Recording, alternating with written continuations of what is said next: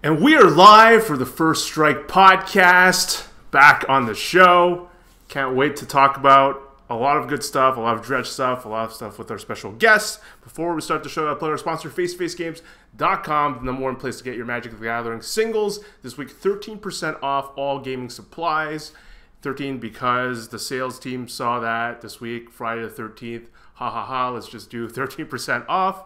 There's a bunch of new product that I personally am not aware of, but there's a lot of exciting product in the gaming supply space. There's some stuff from Dragon Shields. I hear there's nests that have come out, and there's a bunch of new exciting product.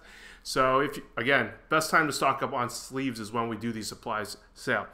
On today's show, we don't have our usual co-host, but we have our now more regular co-host in Shaheen Surani. So, how's it going, Shaheen? Glad to have you in here. What's up, man? No, life's good. Thanks for inviting me again. You know, just the gift that keeps on giving.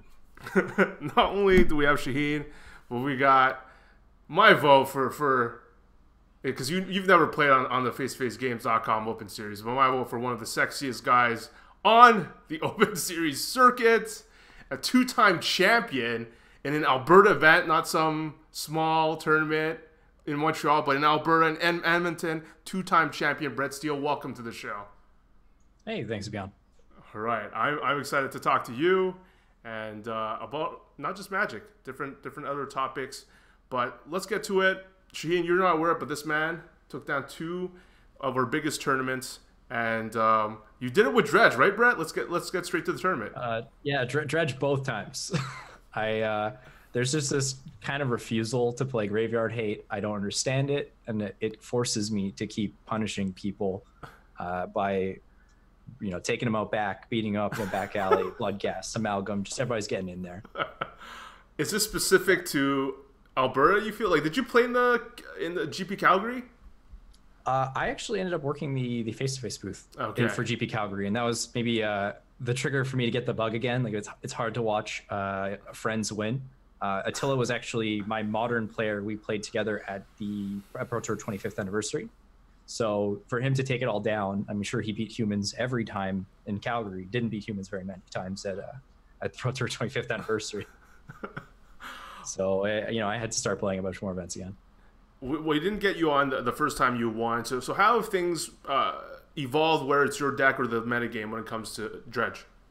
The easy thing to talk about, the elephant in the room, is Faithless Looting is gone. So I hadn't really put a lot of time into Dredge at that moment. I kind of skipped the entire Hogak duration. I just wasn't playing a lot of Modern at the time. But as I was looking for a deck, maybe a couple days after, anybody who plays Dredge should be following Sodek, the guy who plays Dredge pretty much exclusively on Magic Online. And he said after 2 days, hey, I've tested Neonate and I've tested Burning Inquiry, and Tome Scour is the choice. And so when he says Dredge is good and Tome Scour is the choice, you should probably listen. And I fired up a league, smashed through 5-0, played against 0 pieces of Graveyard Hate. I'm like, this is probably what to do.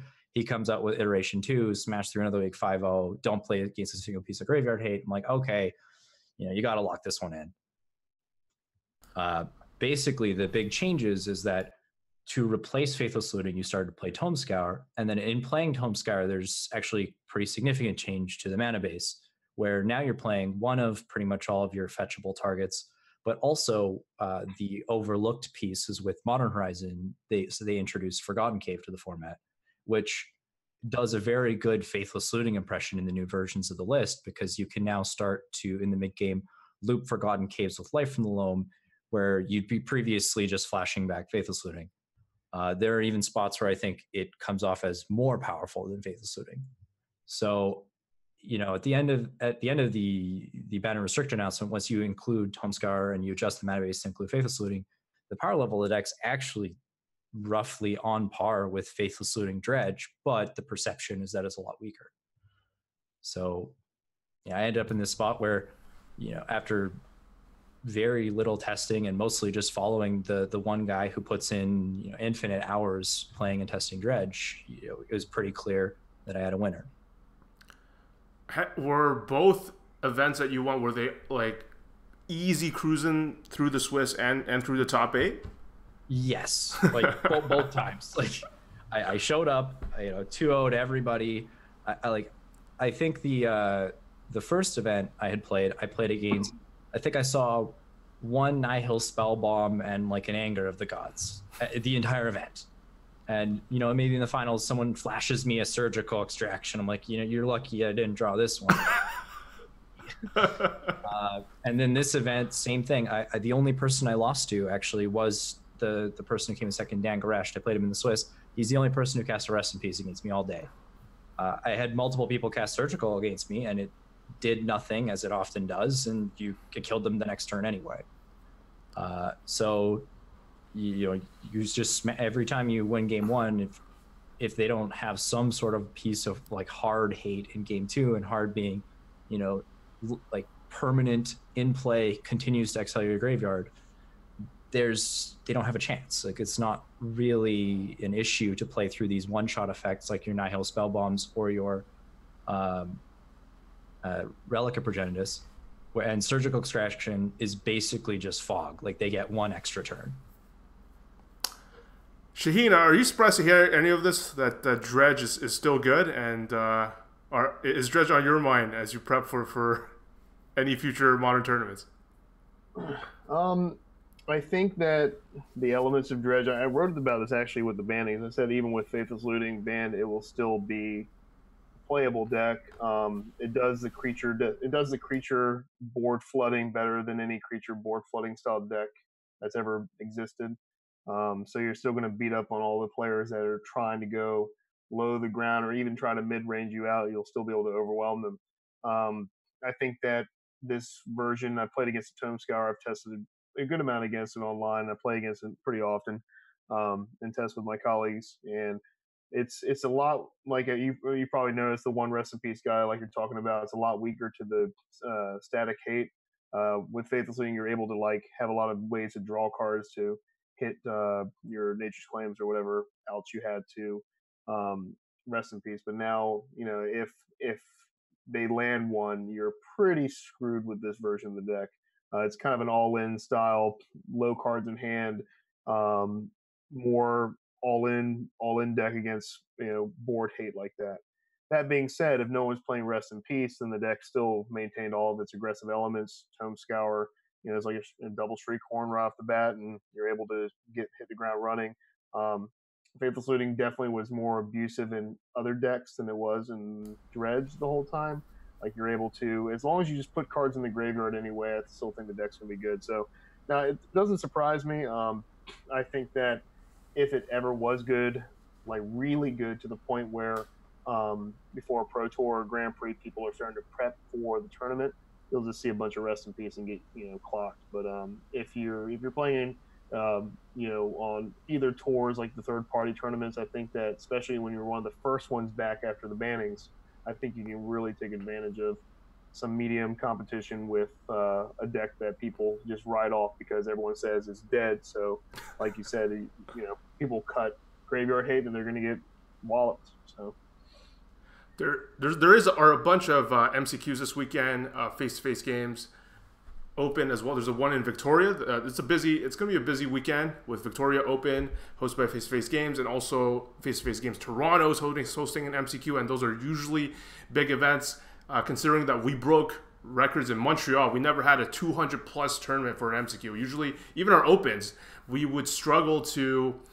I mean, we learned over time that Modern's the way to go. When it was standard, we would struggle to hit over 100 players. Even Montreal, our headquarters, you would assume that we would always crush it, but just because we have to, there's just other factors that people, when you're in Montreal with so many different card stores, there's a lot of different tournaments that they could play, and maybe it was tournament fatigue, but either way, the last MCQ blew out all the records, and I expect Toronto to probably hit 200 plus players. And Brett, do you think people should just, I mean, they're not going to view the Edmonton Open as a result to just jump on Dredge. So do you think this is still a sneaky deck for people to bring to like Toronto or Victoria this weekend?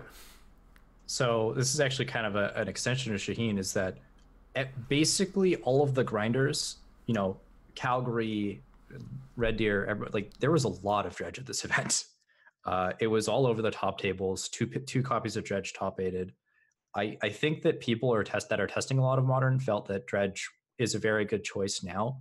And until the graveyard hate adjusts, like I think it's worth to just keep calling, say, hey, if you don't show up with your 3-4 rest in pieces plus maybe something else, you're still going to lose. Dredge thrives in these really fair environments. I think people are still playing these really fair decks. The only other decks I think that people maybe should be looking to, or things that I would suggest, is the other person in the finals was playing a blue-white spirits deck with Stoneforge Mystic. I think that shores up a lot of Stoneforge Mystic problems in some of the other decks where people aren't playing enough creatures to maybe carry equipment that aren't just a Battle Skull with a German play. Or Whirza. I think Whirza is a very good deck right now. And one of the only reasons it doesn't see more play is people don't have Mox Opals. Like it's one of the few times where I think people are kind of priced out of that deck because it's kind of prohibitively expensive, but it's very strong. I agree. I think that Whirza is probably the best deck in the format.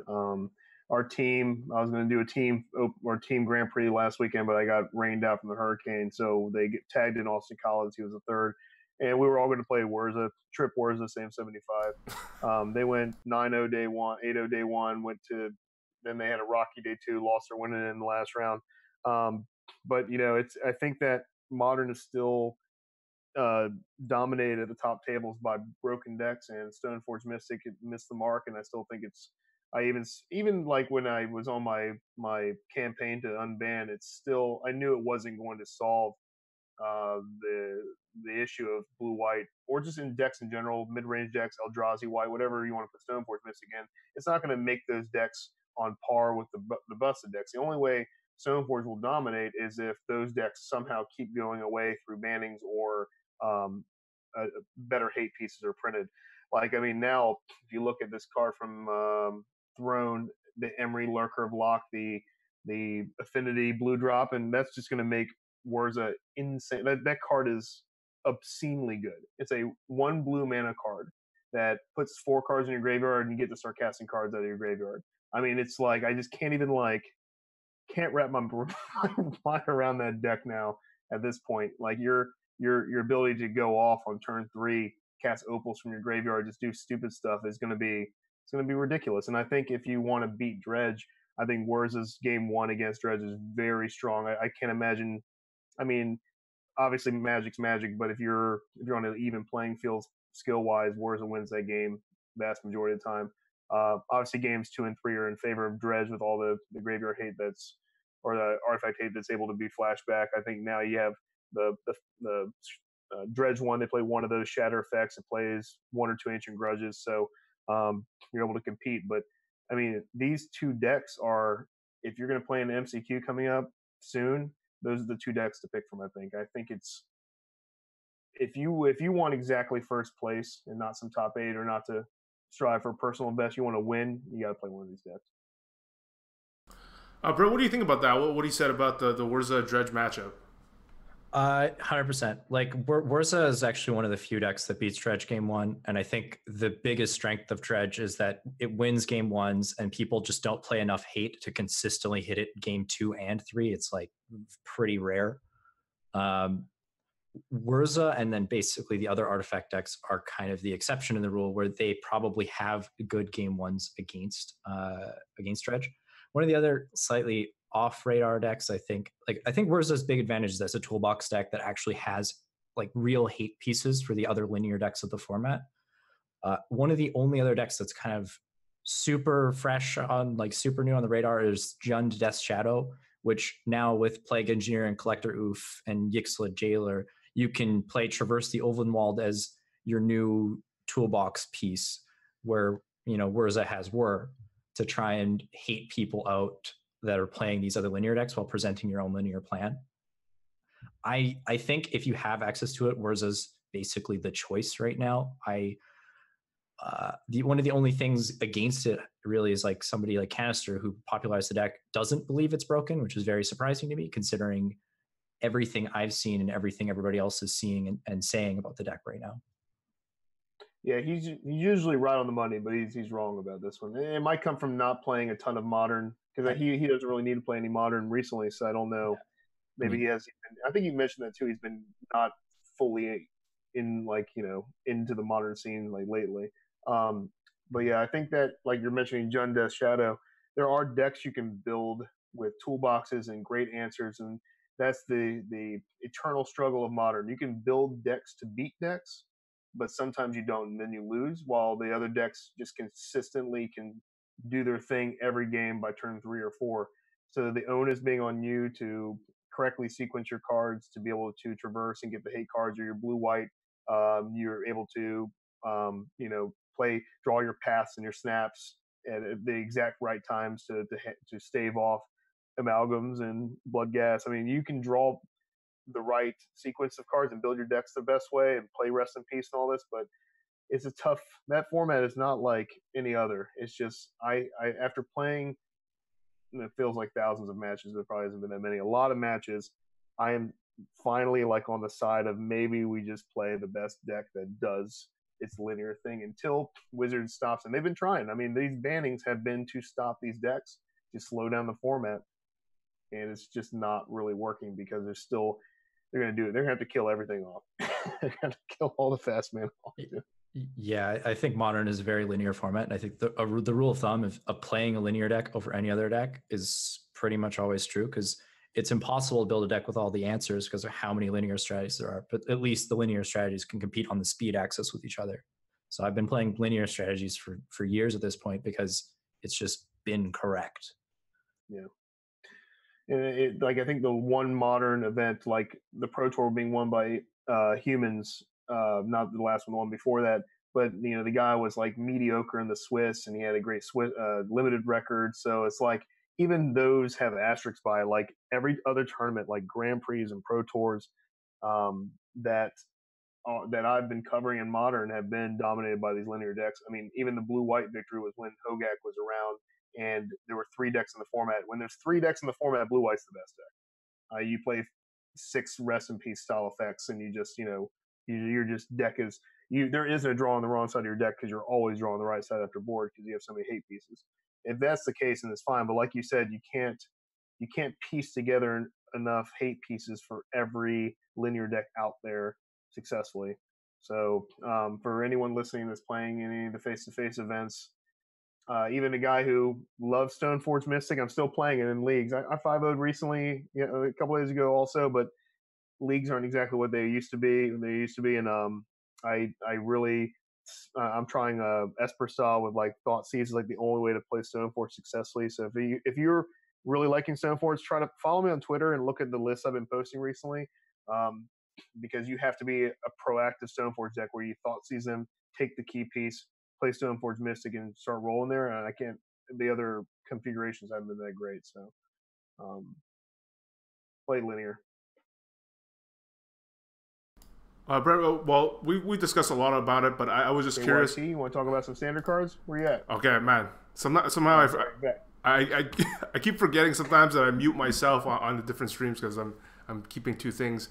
I'm sure Brett knows what I'm talking about, having jumped on the stream streets himself. It's just a challenge of pressing the right buttons all the time. Brett, well, you 2 have mentioned it already, but I'm just curious, throughout the tournament, did you face a lot of Stoneforge? And I mean, we've already made a discussion about it, but how was it playing against it throughout the tournament? Stoneforge is the only deck that I lost to. I lost to a Stoneforge deck that kind of presented the nightmare draw of Aether Vial, Stoneforge, Violin, Giver of Runes, and that's actually, I think, a fairly powerful draw. It's kind of why I felt like the deck I played against in the finals was pretty good, and it's something I would be interested in exploring. Like, if I'm willing to explore Stoneforge strategies, I think that's the place to be. His only loss in the tournament was actually to me. We split our 2-game series or 2-match series 1-1. I just picked a much better time to lose, and outside of that, I just think I played against a more traditional like blue-white Stoneblade deck in the quarters, but it's one of those things where if they get a Batterskull and you kill their Stoneforge Mystic, what are they doing? They're playing 9 creatures. If they draw a sword, it's practically a brick, because how are they actually equipping this to one of their 8 creatures or something like that in play? Right. that's what I think is a problem for the more standard builds that people are playing around with yet. I can imagine something where more Thoughtseize space is actually pretty good, because it also, I think it fits into the curve of what they're trying to do a little better. You know, Thoughtseize something, play Stoneforge, put something in, Thoughtseize again is actually something that I would be interested in doing. But I just don't have a lot of reason to focus on trying to develop the Stoneforge strategies myself. So I'm kind of waiting and seeing. Okay. So just to, you guys mentioned already, just to summarize for people just joining in, what should they play this weekend? Brett and then Shaheen. Whirza or Dredge, depending on what you think locally is good, if there's going to be a lot of graveyard hate locally. Okay. Shaheen? I think Whirza is a little bit above the rest. So I think it's in a clear first place in the current format. And you would play it in an important tournament over blue-white? I would play Whirza right now. I'm getting close with Esper Stoneblade. I mean, yeah, you know. I'm getting close to the point where I'm confident enough to do well. I'm pretty sure, like at the Invitational that's coming up in Roanoke in November, I plan on. By that point I'll be on Stoneforge Mystic. I'm going to play a strategy that's going to be thought seizing, taking their threat, playing Stoneforge Mystic. Kaya's Guile's been testing pretty okay for me. Kaya's Guile, okay. Yeah, it's basically like the Esper deck has more creatures, and he mentioned that you have 8-9 creatures in most traditional builds, but Esper's got. I play like 2 Kaya's Guile. I'll play a Lingering Souls. Able to play some more creature threats. It plays more like the biggest flaw with blue-white that I found was it doesn't play out like the Legacy version where you're able to, disrupt, force Stoneforge, play True Name, these things.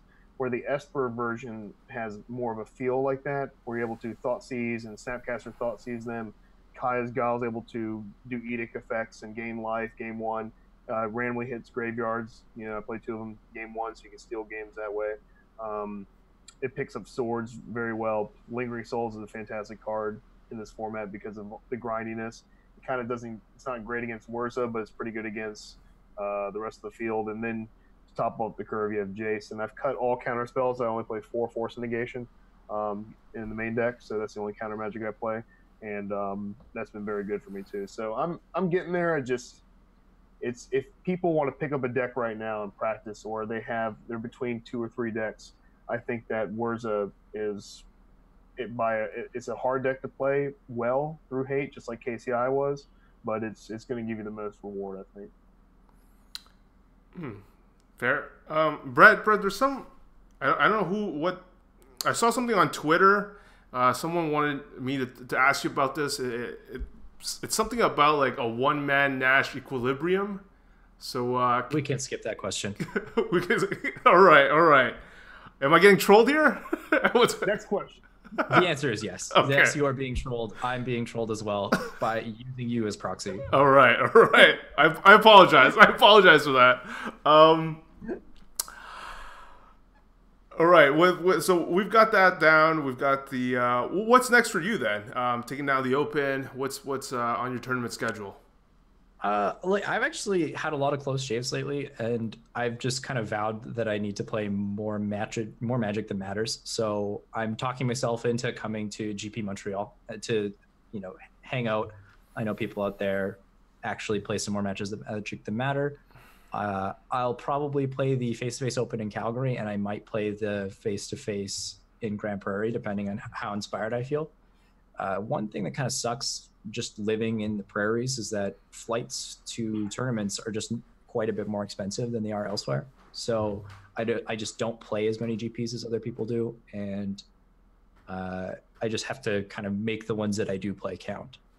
So I think that's kind of where I'm at. I've been grinding a lot of Arena so I can keep playing these MCQ weekends, and I've been trying to catch slightly more PTQs online, but that's basically it. At some point, I think you were tweeting out that, correct me if I'm wrong, you were tweeting out that you wanted to vie for you know, when Red Bull or whoever were trying to invite streamers to certain tournaments, and you were trying to ramp up your stream game. How's that going? It might start going again. So, you know, as of basically a week ago, this is the first time I haven't been working 2 jobs, like 50, 60 hours a week for about a year, or that plus school kind of a thing. So I finally have free time, and I'm hoping to be a little bit more consistent on streaming, a little bit more consistent in writing. If not, just to like feed my own creative needs. Like, one of the reasons I'm currently kind of not working and going back to school is I realized I needed to be in a bit more of a creative field, and I'm just trying to actually make that happen. So I see it as like, you know, I can take more risks with my time. I should be spending more time trying to do streaming or doing some kind of content creation, because I'll never regret trying, whether or not it goes anywhere.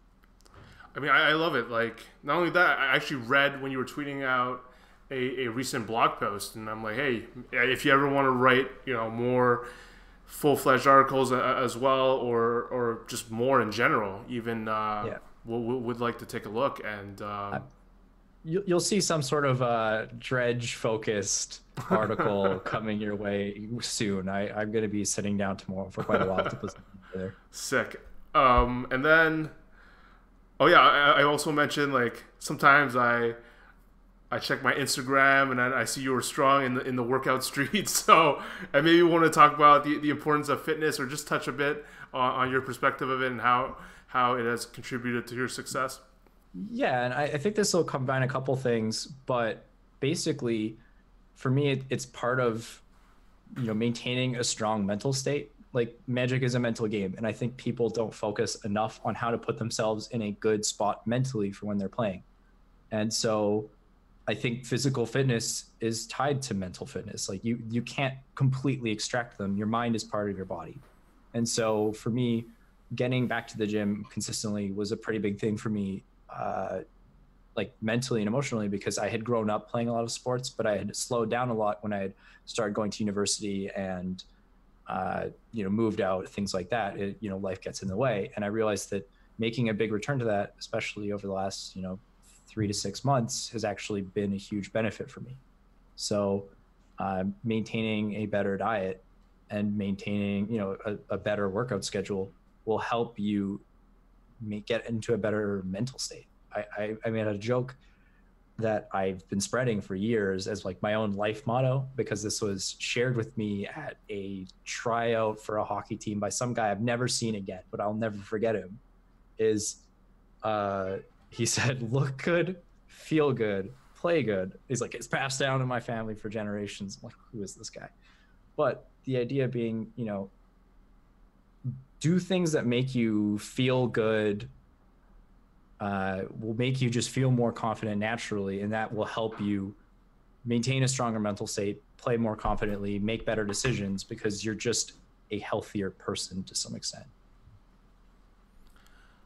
One curious thing then, so you mentioned that you had to get back to it, and of course life gets in the way. And for me, I got married, fell completely off the train, haven't been going on in the gym at all. So for you, was there anything, any key thing that you did that maybe kept you on the train more, whether it be fitness or diet? You know what, actually the number one thing that I think someone could do that isn't easy and is just a smart financial decision is cook every meal that you eat. I found that what that made me do, or like some natural consequences of that, was I spent more time in the kitchen, and then I had to spend more time cleaning up my kitchen and cleaning up my house. And it forced me to spend more time taking care of myself in a way that some people, maybe you'll order a pizza and push through and play another league or something.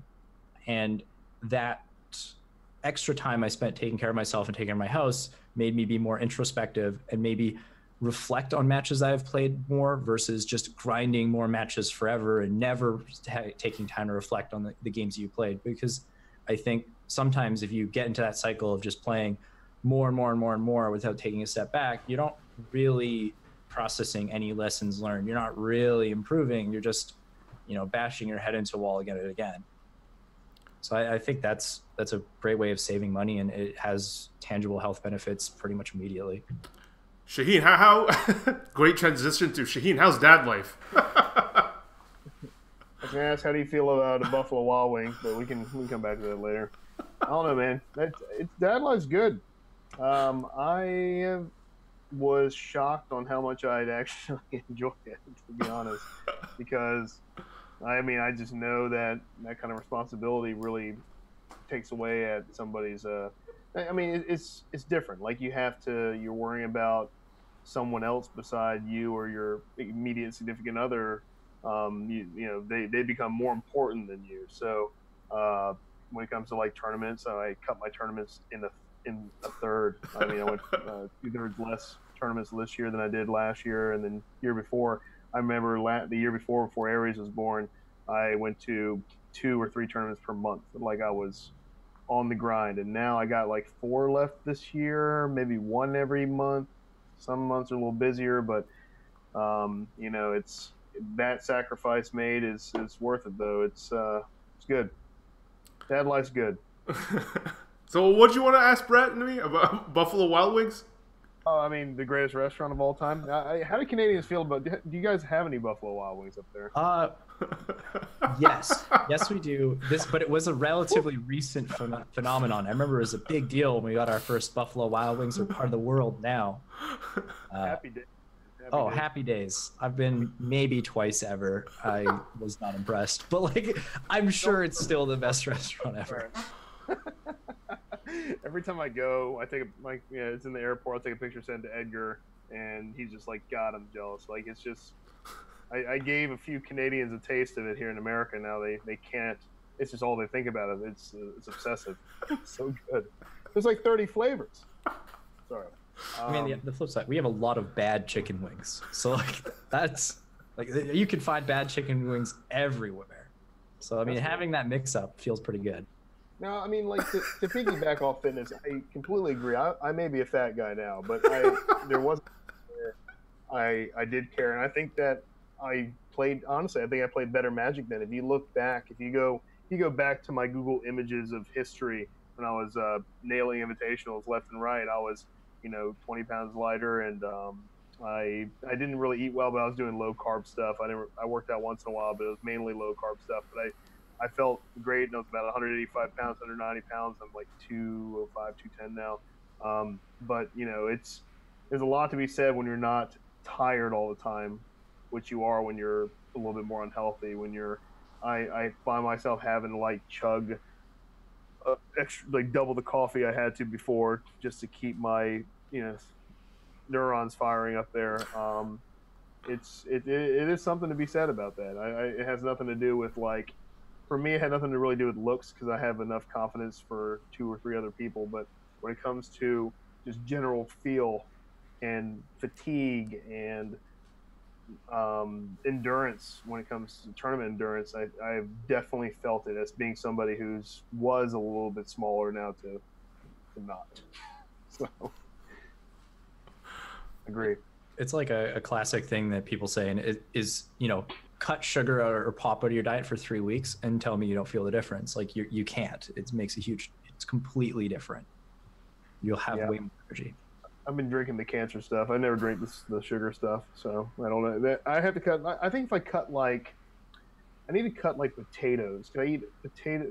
That's my like vice. Fried and baked, mashed. Doesn't matter. There's just barely any nutritional goodness to those, and it's just all starch and horrific stuff in there.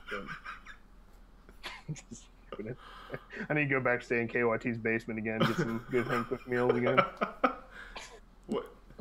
We didn't cook for you. I don't remember. I think I had something at your house. All right. Did I? No, I don't maybe think we did so. go out. God, what a terrible host you were. Man, I'll cook this. No, I didn't even know how to cook then, but now I'm a boss. I'm a boss now. I see now. You're a culinary guru. I see it on the Twitter now. I'm learning everything. It's just weird because like I'm Chinese, but I fell in love with how easy it was to learn from this Korean guy. So like a lot of my dishes are just Korean dishes. Oh, Korean. Oh, so you learned this from your parents? No. Well, going to be the next Manguchi cuisine style. It's going to be KYT cuisine. Start hashtagging and get the following. I mean, I would say 1/3 of his like followers are from the food and oh, okay. maybe. That's Yeah, you should say. I mean, he's got a big following on the food. that's some good social media tips. Get the Uh, clout. like Brett, when you talked about the dishes thing, it just makes me think of myself when I'm just like, you know what? I'll just do it in the morning and grind another league or draft or whatever. And yeah, you're right. You're right. Sometimes it's just more beneficial, and to put myself in that mindset to just like block out that time, and I could just while I'm doing the dishes reflect on the games or the matches that I just played. Like I'll be cleaning a plate while I'm very upset about something I've lost and how could I have played that game better. Like it's just a different way of spending your time. Sweet.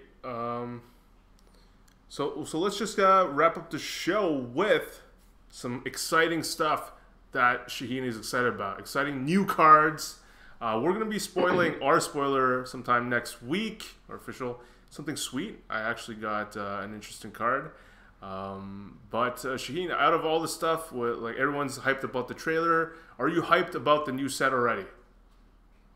This set is phenomenal. I don't even care if the cards are good. It's just like the flavor, the mechanics, the new, the design of the cards. I've never seen a set like this with such creativity. A lot of for Wizards for all the flaws of organized play that we've talked about. And now I don't know if you noticed, but any of my interaction with them online, they've been very responsive and receptive.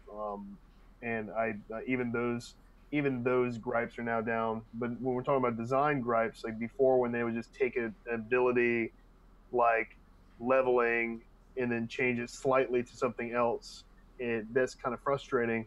Um, but now this set is just fresh, new abilities out of the blue, things that I could never have even thought of. I mean, even just looking at a card like Charming Prince, that's actually a charm built into the Prince, like the charm, like 3 modes. Even little things like that are just so clever, and it's all on purpose. So it's really cool. And I honestly, when rotation comes around, I'm always happy because standard is real crappy at the very end, always, just like without exception. And I thought we escaped it until stupid Kethis deck came around, so it is ruined again. Because before Kethis was made popular, the end of standard, I was like, oh god, there's like 5 decks that are playable. Nope, never mind, just one. So once that goes, I'm excited for that, but I know I'm gonna lose Big Teferi. That kind of loss is hard to fill that void because control can survive with a little bit worse removal, a little bit of worse counter magic, a little bit of worse card advantage, planeswalkers, whatever. But if the win condition's bad, you can't play control decks in standard. And that's why control kind of fell off the face of the earth because Teferi alone wasn't enough to carry the torch. And that's why you need to play like Hero in Elite Guard Mage or Basilica Bellhaunt because you needed some kind of creatures to defend your planeswalkers. You can just play just Teferi. But the new card that's really excited me, there's a couple, but obviously the best one out of the whole bunch is Murderous Rider. Removal spell. It's Hero's Downfall for the instance part of it, and then you can cast a creature that has lifelink. This card was just built to beat the fairy bounce. Like you're going to kill something, you're going to play it later in the game when you have Teferi able. You can wait as long as you want, play it, bounce it, Hero's Downfall, recast. There's just so much broken uh, lines of play that go with this card. For standard, it's going to be a 4 of in a control deck. The life loss is irrelevant. The card's just fantastic. So that's obviously got everyone excited. Got me excited the most too because it's a removal spell, possible threat you can play later in the game, and has Teferi interactions. You want me to go to the other card? Or you want to talk about this one for a bit? No, go ahead. Go ahead. Go through the Shaheen's top. I got the excitement going. You can't stop this train right now. So Lochmere Serpent's the next one. That one just got previewed recently. I think today or yesterday. It might have been this morning.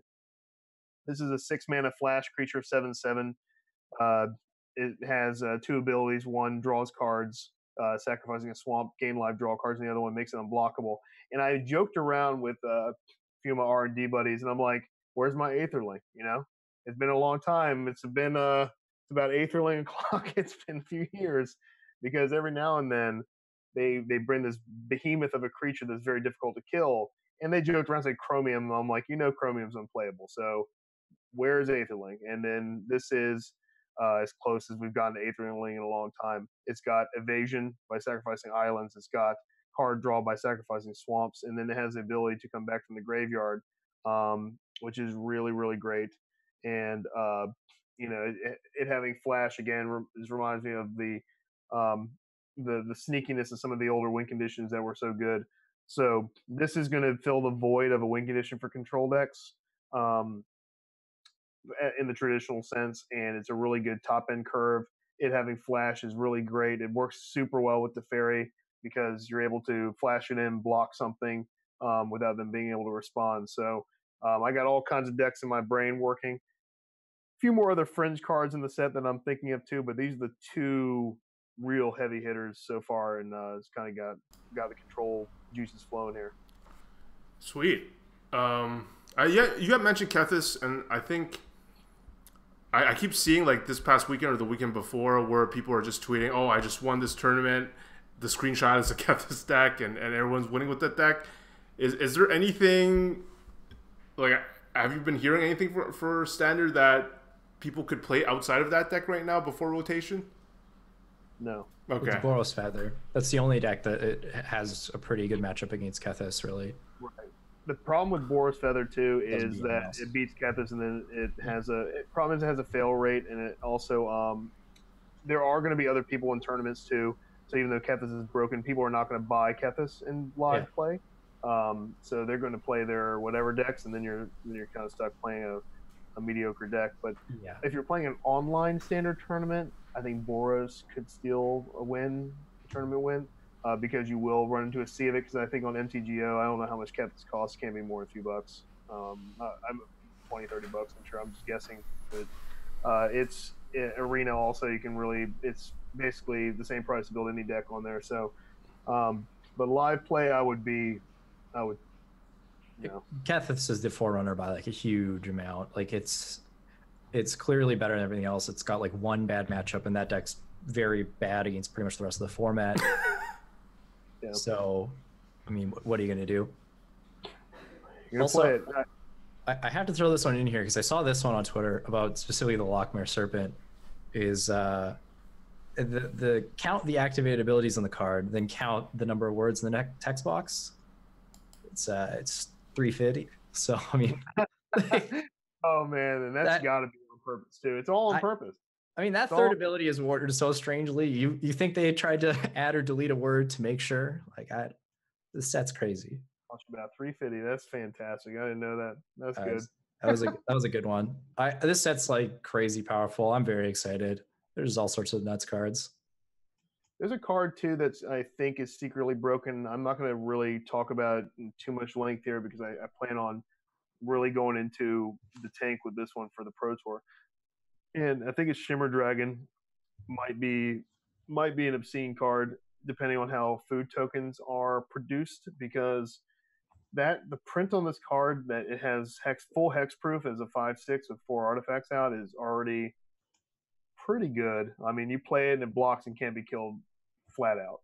And then the ability, if you have 4 artifacts, you're drawing 2 cards minimum that same turn because it's tap 2 artifacts to draw a card. So there are 2 different eggs in this format already. There's some other things that are close to egg style cards that there's a scry 2 for 1 mana that might be playable. We're waiting on more artifacts, but like if they produce 1 food card for a control deck that produces a constant flow of them, this might be nuts. You're not a big fan of Oko in that case? Because I actually think that card might be quite good. I think so. I got blasted a little bit on Twitter because on the Oko, on the Fact or Fiction on Star City, I said, because the way they worded the question, I think Oko is great, but they asked the question, is it as good as the other 3 mana planeswalkers that are busted? And I'm like, too early to say if it's better than Teferi or yeah. Narset in a nutshell. Probably Narset easy, but Teferi would be one. So when they worded it that way, I said fiction. I'm like, no, not enough cards out. Who knows? And then they're like, blah, blah, blah. Sam Black torched me on Twitter. He's like, how much disrespect you're showing to this phenomenal card. I'm like, no disrespect. I'm like, right now I'm just a little bit hesitant because I got burned on Dovin. So I've played some Dovin in my time too. I don't know. Dovin's a bad one. Yeah. I think that the only thing every time I look at spoilers, I think that kind of worries me is it feels like a lot of these cards really punish small creatures. Like maybe I'm overreacting, but like a lot, like can't creatures power 2 or less can't block this creature seems to be like it's going to be a theme in this set, or it's going to be on several creatures. Seen a few different rarities already. They have some sort of new Bioblighty type rare to go with Legion's End. So there's multiple ways to just potentially 2-for-1 people at lower CMCs and just killing a bunch of creatures. So it feels like it might just become like a very mid-range control oriented format, which honestly we haven't had for a while. Kind of, there's been a lot of really good aggressive decks for a long time. I kind of think that, and I might be insane here, so I really like Claim the Firstborn. I don't know if it's going to matter in other formats, whatnot, but just being able to have a super efficient mind control. Because, for example, if I'm understanding the rules properly, Charming Prince plus Claim could potentially permanently steal creatures. That's been a thing in past formats, so I think with Restoration Angel. So there's a lot of really interesting stuff. I kind of want to see how it pans out. And I think the Flash Elf today is that can grow a lot. The Flash Reach Wildborn Preserver could be really interesting if people are still interested in trying out that blue-green Flash deck post-rotation. Yeah, I can't imagine an aggro deck surviving rotation like as the best deck. If you look at the aggro decks across the board, they all get ripped apart. All of them. Vampires is unplayable. They lose their best creatures, and they just got Sorin, so good riddance anyway. We haven't even seen another vampire in the set too. So no, and they just won't be able to survive. Even with just losing a Daunted Vanguard's enough to get rid of that deck. Then you have red that loses a lot, and then you have.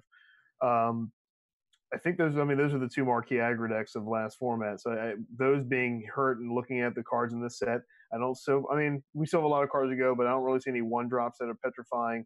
I don't see any real good burn spells yet. So I'm kind of looking forward to, if it's going to be an aggro deck, I'm hoping it would be more tribal, because they did print a tribal style Wrath, -3/-3 Wrath. Yeah. So that would be kind of cool to have those two be competitive, where you are forced to play that, but the creatures can grow bigger than 3/3. So you're kind of in a race against time there with that. And I'm really looking forward to seeing what kind of aggro decks pop up, because that really shapes what I'll play in as a control option. And like, even people are posting pictures of like Tolsimir and Garruk next to each other, like, which is a sweet interaction. So it'd be pretty cool to see like some big Asman decks. Just a new slew of decks, because it's been, we're at the end of a format and it's just stale as can be. So yeah, also I'm loving the flavor from the set. I have to throw this out here, is like I read the card, like the translated card Bear Suplex, and I usually just kind of read text first. I don't notice pictures, and I'm like, this card has to be mistranslated. And then I actually look at the art and I'm like, nope, that card is probably called Bear Suplex.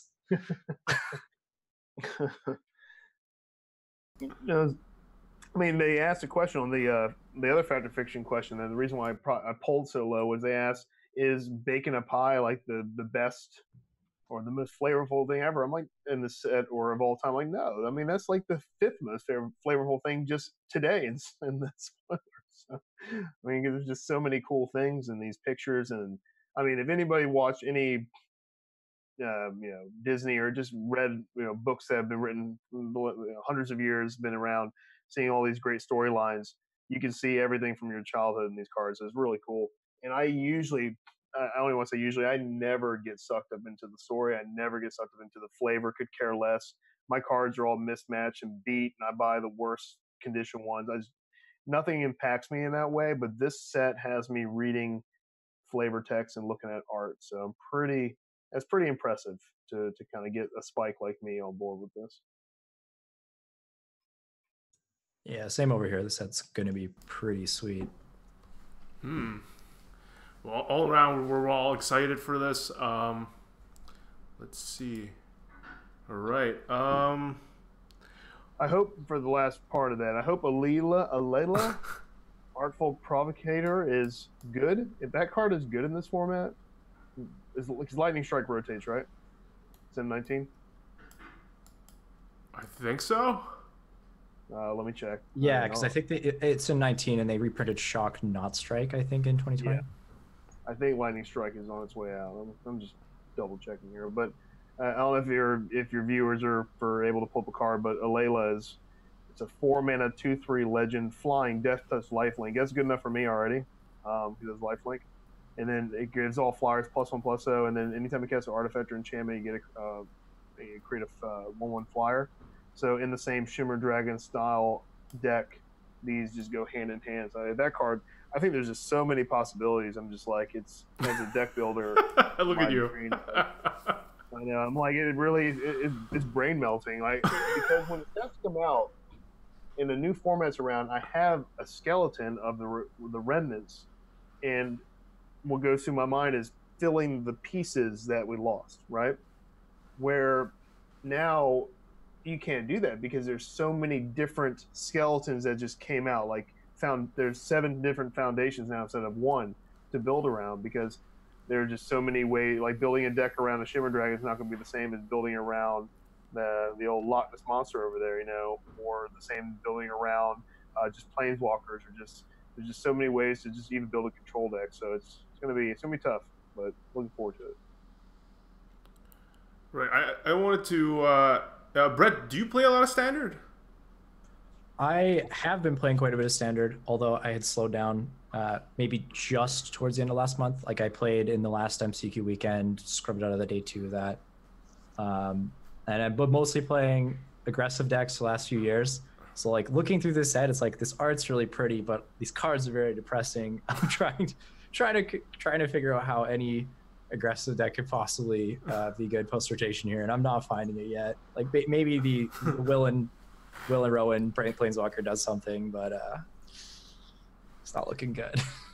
Is it the blue-red Planeswalker? Or blue-red Planeswalker, yeah. Because I like how the cards just got, I don't get why both these 3-mana Planeswalkers have so much loyalty, and I think the abilities on them are both, like, fine. I don't think either of them are complete duds. Yeah. Being able to turn my 2/1 into some sort of 4-something first strike trampler, and then if I could potentially ultimate this thing, that seems like it's a game over play against these slower decks in the format. So it's. I wish that +1 was anything else for the. I just hate it when they don't match. Like, when you're looking at, like, this Planeswalker, the first ability and the second ability, it really, like, the best Planeswalkers kind of have a cohesive thing going on. Everyone jokes around about the Teferi, the +1 draw card, the -kill, the ultimate win, like the boring 5-mana design. Yeah. But there's a reason why that 5-mana design has been used over and over and over, and people play each one is because that's what Planeswalkers need to do. And when you're a 3-mana Planeswalker like Sorin, it should be aggressive, and then it's playable. Or Gideon, aggressive.